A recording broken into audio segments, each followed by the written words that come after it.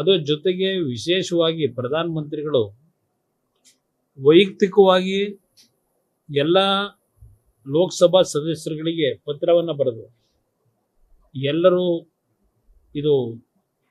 ಈ ಒಂದು ಮಹಿಳಾ ಮೀಸಲಾತಿಗೆ ಬೆಂಬಲವನ್ನು ಕೊಡಬೇಕು, ಯಾವುದೇ ರೀತಿಯ ಘರ್ಷಣೆಗಳ ಅವಶ್ಯಕತೆ ಇಲ್ಲ. ಇವತ್ತು ಮಹಿಳೆಯರ ಒಂದು ಮುಂದಿನ ದಿನಗಳಲ್ಲಿ ನಮ್ಮ ದೇಶದಲ್ಲಿ ಈಗಾಗಲೇ ಹಲವಾರು ರಂಗದಲ್ಲಿ ಮಹಿಳೆಯರು ಸಹ ಇವತ್ತು ಪುರುಷರಿಗಿಂತ ನಾವೇನು ಹಿಂದೆ ಇಲ್ಲ ಅಂತಕ್ಕಂಥದ್ದನ್ನು ಸಾಬೀತು ಮಾಡ್ಕೊಂಡಿದ್ದಾರೆ. ಅದರ ಜೊತೆಗೆ ಬಹುಶಃ ಈ ಮಹಿಳಾ ಮೀಸಲಾತಿಯ ಬಗ್ಗೆ ದೇಶದಲ್ಲಿ, ರಾಜ್ಯದಲ್ಲಿ ಧ್ವನಿ ಎತ್ತಂಥದ್ದು ದೇವೇಗೌಡರು ಪ್ರಥಮ ಬಾರಿಗೆ. ನರಸಿಂಹರಾವ್ ಅವರು ಪ್ರಧಾನಮಂತ್ರಿಗಳಿದ್ದಾಗ ನಮ್ಮ ಇಲ್ಲಿಯ ರಾಜ್ಯ ಸಚಿವರೇನಿದ್ರು ಲೀಲಾದೇವಿ ಆರ್ ಪ್ರಸಾದ್ ಅವರು ಮತ್ತು ಅವ್ರ ಜೊತೆಲಿ ಒಂದು 25 ಜನದ ನಿಯೋಗವನ್ನು ಸಹ ದೆಹಲಿ ಕಳಿಸಿದ್ರು. ನರಸಿಂಹರಾವ್ ಅವ್ರನ್ನ ಭೇಟಿ ಮಾಡಿ, ಅವತ್ತಿನ ಪ್ರಧಾನಮಂತ್ರಿಗಳನ್ನ ಭೇಟಿ ಮಾಡಿ ಮಹಿಳೆಯರಿಗೆ 33% ಮೀಸಲಾತಿಯನ್ನು ಕೊಡಬೇಕು ಅಂತಕ್ಕಂಥ ಮನವಿ ಸಲ್ಲಿಸಿದರು. ಅದಕ್ಕಿಂತ ಮೊದಲೇ ಇವರು ಮುಖ್ಯಮಂತ್ರಿಗಳಾಗಿ ಕರ್ನಾಟಕ ರಾಜ್ಯದಲ್ಲಿ ಯಾವ ರೀತಿಯಲ್ಲಿ ಮೀಸಲಾತಿಯನ್ನ ಬರೀ ಮಹಿಳೆಯರಿಗಷ್ಟೇ ಅಲ್ಲ, ಪರಿಶಿಷ್ಟ ಜಾತಿ ಪರಿಶಿಷ್ಟ ವರ್ಗಕ್ಕೂ ಸಹ ಯಾವ ರೀತಿಯಲ್ಲಿ ಡಾಕ್ಟರ್ ಬಾಬಾ ಸಾಹೇಬ್ ಅಂಬೇಡ್ಕರ್ ಅವರ ಭಾವನೆಗಳೇನಿತ್ತು ಅದನ್ನ ಅನುಷ್ಠಾನಕ್ಕೆ ತಂದಂತ ಮೊದಲನೇ ರಾಜ್ಯ ಮೀಸಲಾತಿನಲ್ಲಿ. ಅದರ ಸಂಪೂರ್ಣವಾದಂಥ ಕೀರ್ತಿ ದೇವೇಗೌಡರಿಗೆ ಸಲ್ಲಬೇಕಾದ. ಇವತ್ತು ಸಹ ಹಲವಾರು ದಾಖಲೆಗಳಿದ್ದಾವೆ. ಅವರು ಯಾವ ರೀತಿ ಮುಖ್ಯಮಂತ್ರಿಯಾಗಿ ಮೀಸಲಾತಿಯನ್ನು ಮಹಿಳೆಯರಿಗೆ ಕೊಡ್ತಕ್ಕಂಥದ್ದು, ಪರಿಶಿಷ್ಟ ಜಾತಿ ಪರಿಶಿಷ್ಟ ವರ್ಗಗಳ OBCಗೂ ಯಾವ ರೀತಿ ಮೀಸಲಾತಿ ಕೊಡಬೇಕು ಅಂತಕ್ಕಂಥ ನಿರ್ಧಾರ ಮಾಡಿದಾಗ ಅವತ್ತು ಯಾವ ರೀತಿ ಒಂದು ಶಾಸಕರಲ್ಲಿ ಭಿನ್ನಾಭಿಪ್ರಾಯಗಳು ಮೂಡಿತ್ತು, ಅದನ್ನು ಯಾವ ರೀತಿ ಸರಿಪಡಿಸಿದ್ರು. ಬಹುಶಃ ಅವ್ರು ಇಲ್ಲದೆ ಇದ್ದೀರಾ ಮೀಸಲಾತಿ ಬರ್ತಿರಲಿಲ್ಲ ಸ್ಥಳೀಯ ಸಂಸ್ಥೆಗಳಿಗೆ. ಪ್ರಧಾನಮಂತ್ರಿಗಳಾಗಿ ಅವರೇನು ಮಹಿಳಾ ಮೀಸಲಾತಿಗೆ ಅವರೇ ಕಾರ್ಯಕ್ರಮವನ್ನು ಜಾರಿಗೆ ತರತಕ್ಕಂಥ ನಿಟ್ಟಿನಲ್ಲಿ ಲೋಕಸಭೆಯಲ್ಲಿ ಮಂಡಿಸ್ಲಿಕ್ಕೆ ಹೋದಾಗ ಬಹುಶಃ ಸಂಗಮ ಅವರು, ನಾನು ಇದ್ದೆ ಇದರಲ್ಲಿ ಅಧಿವೇಶನದಲ್ಲಿ, ಸಂಗಮ ಅವರು ಕ್ವಶನ್ ಅವರನ್ನ ಡೆಫರ್ ಮಾಡಿ ಈ ಒಂದು ಮಹಿಳಾ ಮೀಸಲಾತಿಯ ಬಿಲ್ಲನ್ನು ಚರ್ಚೆಗೆ ತಂದು ಅಕ್ಸೆಪ್ಟ್ ಮಾಡಬೇಕು ಅಂತಕ್ಕಂಥದ್ದು ಇತ್ತು. ಆದರೆ ಅದಾದ ಒಂದು ತಿಂಗಳಲ್ಲಿ ದೇವೇಗೌಡರು ಏನು ರಾಜೀನಾಮೆ ಕೊಡಬೇಕಾಗಿ ಬಂತು. ಅದ್ರ ಜೊತೆಗೆ ಅದಕ್ಕಿಂತ ಮುಂಚೆ OBC ಮತ್ತು ಮಹಿಳಾ ಮೀಸಲಾತಿನಲ್ಲಿ SC STಗಳ ಪಾಲೇನು ಬರಬೇಕು ಅಂತಕ್ಕಂಥದ್ದೆಲ್ಲ ದೇವೇಗೌಡರು ಚಿಂತನೆಯನ್ನು ಮಾಡಿದರು. ಅದನ್ನು ಇವತ್ತಿನ ದಿನ ನರೇಂದ್ರ ಮೋದಿ ಅವರ ನಾಯಕತ್ವದಲ್ಲಿ ಅನುಷ್ಠಾನಕ್ಕೆ ತರತಕ್ಕಂಥದ್ದು ಈಗ ಪ್ರಾರಂಭ ಆಗಿದೆ.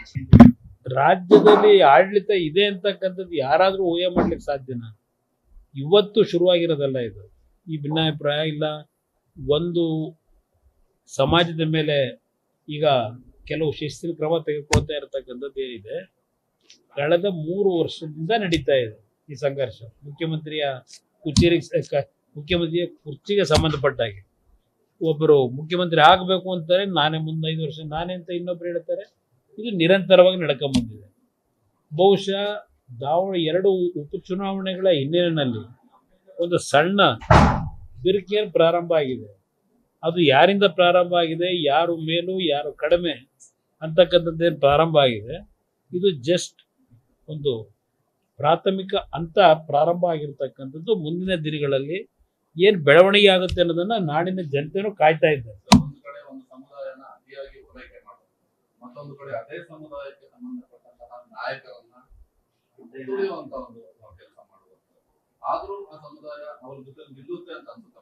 ನಾನು ನೋಡೋಣ, ಈಗ ನಡೀತಿರ್ತಕ್ಕಂಥ ಬೆಳವಣಿಗೆ ನೋಡಿದಾಗ ಯಾವುದೇ ಸಮುದಾಯದ ಬೆಂಬಲ ಒಂದು ಪಕ್ಷಕ್ಕೆ ಪರ್ಮನೆಂಟ್ ಆಗಿರುತ್ತೆ ಅನ್ನೋದನ್ನ ಹೇಳೋಕ್ಕಾಗಲ್ಲ.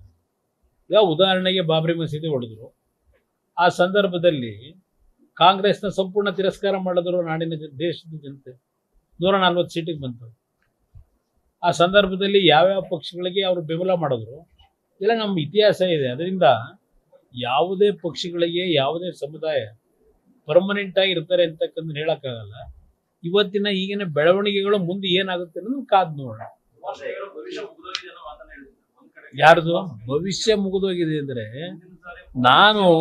ನಾನು ಹೇಳದಂಥದ್ದು ಬ್ರದರ್, ರಾಜಕೀಯ ಭವಿಷ್ಯ ಮುಗಿದೋಗಿದೆ ಅಂತ ಅಲ್ಲ.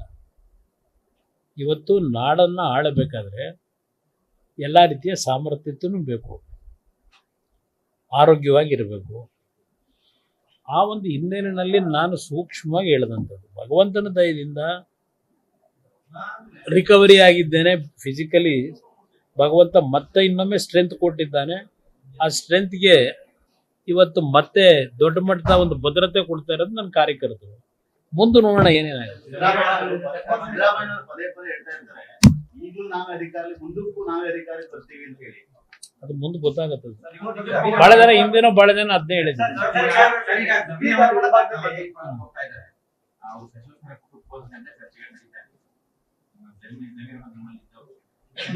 ನನ್ನ ಜೊತೆಲಿ ಯಾರು ಕಾಂಗ್ರೆಸ್ ನಾಯಕರು ಇಲ್ಲಿವರೆಗೆ ಚರ್ಚೆ ಮಾಡಿಲ್ಲ, ಇಲ್ಲ ಜಮೀರ್ ಅವರು ನನ್ನ ಜೊತೆ ಏನು ಚರ್ಚೆ ಮಾಡಿಲ್ಲ.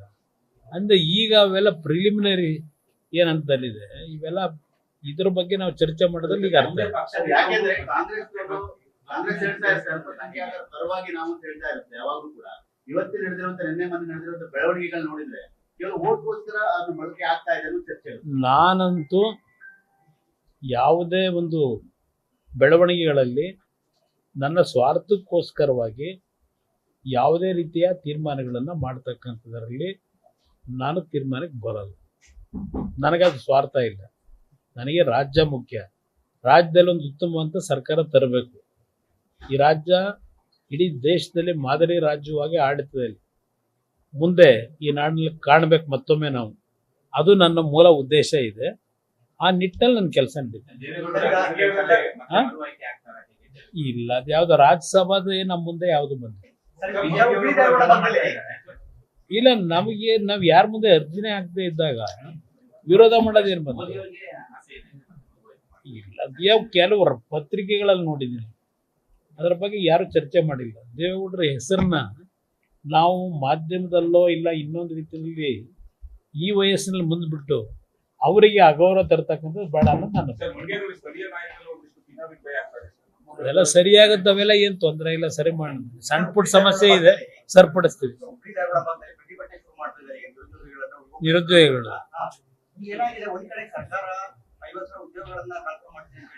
ನಾನು ನಿರುದ್ಯೋಗಿ ಯುವಕರಿಗೆ ನೀವೇನೀಗ ಪ್ರಶ್ನೆ ಕೇಳಿದ್ರಿ, ಬರೀ ಧಾರವಾಡದಲ್ಲಿ ಮಾಡೋದಲ್ಲ, ಇಡೀ ರಾಜ್ಯದಲ್ಲಿ ಇರ್ತಕ್ಕಂಥ ನಮ್ಮ ನಿರುದ್ಯೋಗಿಗಳು ಇವತ್ತು ಇಂಥ ಒಂದು ಕೆಟ್ಟ ಸರ್ಕಾರದ ವಿರುದ್ಧ ಇವತ್ತು ನೀವು ದೊಡ್ಡ ಮಟ್ಟದಲ್ಲಿ ಹೋರಾಟ ಪ್ರಾರಂಭ ಮಾಡಿದ್ರೆ ನಿಮ್ಮ ಮುಂದಿನ ಭವಿಷ್ಯಕ್ಕೆ ಒಳ್ಳೇದಾಗ್ತದೆ ನನ್ನ ಅಭಿಪ್ರಾಯದಲ್ಲಿ. ನಾನು ರಾಜಕೀಯಕ್ಕೋಸ್ಕರ ಇದು ಹೇಳ್ತಿಲ್ಲ. ಇವತ್ತು ನನ್ನ ಹತ್ರ ಬರ್ತಕ್ಕಂಥ ಪ್ರತಿನಿತ್ಯ ಒಂದು 10,000 ಅರ್ಜಿ ಇದೆ ನನ್ನ ಹತ್ರ ಕೆಲಸ ಕೇಳ್ಕೊಂಬರೋರು. ಎಲ್ಲೆಲ್ಲಿ ಸಾಧ್ಯವೋ ಇವತ್ತು ಅವ್ರಿಗೆ ಕೆಲಸ ಕೊಡಿಸ್ಲಿಕ್ಕೆ ಪ್ರಯತ್ನ ಪಡ್ತಾ ಇದ್ದೀನಿ. ಆದರೆ ಇವತ್ತು ಈ ಸರ್ಕಾರ ಏನು 70,000 60,000 ತುಂಬ್ತೀವಿ ಅಂತ ಹೇಳಿದಾರಲ್ಲ, ಯಾವುದು ಪ್ರಕ್ರಿಯೆಗಳು ನಡೀತಿದೆ. ಇವತ್ತು ಆ KPSC ಪತ್ರಿಕೆಗಳು ಪ್ರತಿನಿತ್ಯ ಬರೀತೀರಿ. ಯಾರಿಂದ ತಪ್ಪಾಗಿದೆ? ತಪ್ಪಾದವ್ರನ್ನ ಬಿಟ್ಟುಬಿಟ್ಟಿದ್ದೀರಿ. ತಪ್ಪು ಮಾಡಿದವ್ರನ್ನ, ತಪ್ಪು ಮಾಡದೇ ಇದ್ದವ್ರನ್ನ ಮಾಡ್ತಾ ಇದ್ದೀರಿ. ಅದನ್ನ ಪ್ರೊಜೆಕ್ಷನ್ ಕೊಡ್ತಾ ಇದ್ದೀವಿ. ಇದು ನಾನು ಗಮನಿಸ್ತಾ ಇದ್ದೇನೆ. ಇವತ್ತು ಇದೇ ಸಿದ್ದರಾಮಯ್ಯನವರು 2011 ಆ ಲಿಸ್ಟನ್ನು ಕ್ಯಾನ್ಸಲ್ ಮಾಡೋದಲ್ಲ, ಆಯ್ಕೆ ಆದಂಥವ್ರನ್ನ ಆಮೇಲೆ ಅದನ್ನ ಮತ್ತೆ ತಗೊಳ್ಳೇಬೇಕಾಯ್ತು. ಮತ್ತೆ ಆಯ್ಕೆ ಆಗದೇ ಇದ್ದಂಥವ್ರಿಗೆ ನೇರವಾಗಿ ನೇಮಕಾತಿ ಮಾಡ್ತಾರೆ ಇದೇ ಸಿದ್ದರಾಮಯ್ಯ ಸರ್ಕಾರ. ಅವ್ರು ಆಮೇಲೆ ಮಾಡಿದ್ರಲ್ಲ ರೀಡು ಮಾಡಿ, ಆ ರೀಡುಗೆ ಉಡುಗಡೆ ಕೊಟ್ಟರಲ್ಲ ಒಬ್ಬರಿಗೆ, ಬೀದಿ ಬೀದಿಲಿ ಕೋಟ್ಯಾಂತರ ರೂಪಾಯಿ ಒಂದೊಂದು ಈ KPSC AC ಪೋಸ್ಟ್ಗೆ ದೊಡ್ಡ ಮಟ್ಟದ ವ್ಯಾಪಾರ ನಡೀತು. ಯಾರು ಅದನ್ನು ಬರೆಯಲ್ಲ. ಒಬ್ಬ ವ್ಯಕ್ತಿನ ಗುರಿ ಇಟ್ಟು ಇದು ನಡೀತಾ ಇದೆ ಪ್ರತಿನಿತ್ಯ. ಒಂದು ಹಿಂಸೆ ಕೊಡ್ಲಿಕ್ಕೂ ಒಂದು ಇತಿಮಿತಿ ಇದೆ ನನ್ನ ಅಭಿಪ್ರಾಯದಲ್ಲಿ. ಏನ್ ಮಾಡಿದ್ದಾರೆ ಸಿದ್ದರಾಮಯ್ಯನವರೀಗ ಅದು ಸರಿಪಡಿಸ್ಲಿಕ್ಕೆ? 18 ಜನ ಮೆಂಬರ್ಸು, 18 ಜನ ಮೆಂಬರ್ಸ್ ಮಾಡಿ ಅದರಿಂದ ಉತ್ತಮವಾದಂಥ ರೀತಿಯಲ್ಲಿ ಆಯ್ಕೆ ಆಗುತ್ತಾ? ಈ ಸರ್ಕಾರ ಬಂದ ನಂತರ KPSC ಇರೋದು ಪ್ರತಿ ವರ್ಷ ಸರ್ಕಾರದ ಹುದ್ದೆಗಳು ಏನು ಖಾಲಿ ಇದೆ ಆ ಖಾಲಿ ಹುದ್ದೆ ತುಂಬತಕ್ಕಂಥದ್ದು KPSC ಕೆಲಸ. ಎಷ್ಟು ಹುದ್ದೆಗಳನ್ನ ತುಂಬತಕ್ಕಂಥದ್ದಕ್ಕೆ ಈ ಸರ್ಕಾರ KPSC ಮುಖಾಂತರ KPSCನೂ ಬಿಟ್ಟುಬಿಡಿ, ನೀವು ಡೈರೆಕ್ಟ್ ಆಗಿ ಎಲ್ಲಾದ್ರೂ ಮಾಡಿದ್ರ? KPSC ಬಗ್ಗೆ ಇಷ್ಟೆಲ್ಲ ಬರೀತಾ ಇದ್ರಿ, ಯಾರು ಕಾರಣ ಇದ್ದಾರೆ ಇದರಲ್ಲಿ? ಯಾಕಿಂತ ಒಂದು ಪರಿಸ್ಥಿತಿ ನಿರ್ಮಾಣ ಆಗಿದೆ? ಕೇಳಿ ಸಿದ್ದರಾಮಯ್ಯವ್ರನ್ನ. ಇವರು ಅದೆಂಥದ್ದು ಕಮಿಟಿ ರಿಪೋರ್ಟ್ನ ಜಾರಿಗೆ ತರ್ತೀವಿ ಅಂದ್ರಲ್ಲ, ಯಾವ ಛೋಟಾ ಕಮಿಟಿನೋ ಯಾವುದೋ ಕಮಿಟಿ ಇದಂತ ಮರ್ತುಬಿಟ್ಟೆ ಹೆಸರನ್ನ.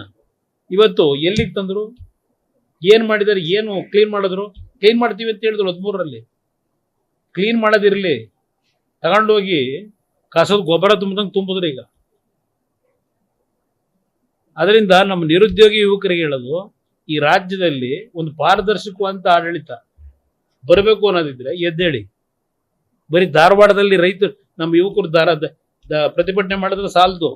ಅವ್ರನ್ನ ಹತ್ತಿಸ್ತಾ ಇದ್ದಾರೆ ಸರ್. ಅಂದ್ರೆ ಈಗ ಅವ್ರನ್ನ ಮುಚ್ಚಳಿಕೆ ಬರ್ಕೊಳ್ಳೋದು ಮತ್ತೆ ಮುಂದಿನ ಒಂದು ವರ್ಷದವರೆಗೂ ಕೂಡ ಯಾವುದೇ ರೀತಿ ಶಾಂತಿ ಭಂಗ ಮಾಡೋದು ನೀವೇ ಜವಾಬ್ದಾರ ಅಂತ ಹೇಳಿ ಮುಚ್ಚಳಿಕೆ ಬರ್ಕೊಳ್ಳೋದು. ನಾನು ಅವ್ರಿಗೆ ಈ ಸರ್ಕಾರದಲ್ಲಿ ಏನೇ ಮುಚ್ಚಳಿಕೆ ಬರ್ಕೊಳ್ಳಿ, ನಾನು ಯುವಕರಿಗೆ ಮನವಿ ಮಾಡೋದು, ನಿಮಗೆ ಪೊಲೀಸ್ನ ಇಲಾಖೆನ ಉಪಯೋಗ ಮಾಡಿ, ಇಲ್ಲ ಸರ್ಕಾರದ ಅಧಿಕಾರಿಗಳನ್ನು ದುರುಪಯೋಗ ಪಡಿಸ್ಕೊಂಡು ನಿಮ್ಮ ಮೇಲೆ ಯಾವುದೇ ರೀತಿಯ ಕೇಸ್ಗಳನ್ನು ಹಾಕ್ಲಿ, ಆ ಕೇಸ್ಗಳನ್ನ ಕಿತ್ತೆಸೆತಕ್ಕಂಥದ್ದು ನಮ್ಮ ಜವಾಬ್ದಾರಿ. ನಮ್ಮ ಯುವಕರು ನೀವು ರೆಡಿಯಾಗಿ ಇಂಥ ಕೆಟ್ಟ ಸರ್ಕಾರ ಈ ರಾಜ್ಯದ ಒದ್ದು ಹೊರಗೆ ಹಾಕ್ಲಿಕ್ಕೆ ನಾನು ಕೇಳೋದು ಮನವಿ ಅಷ್ಟೇ.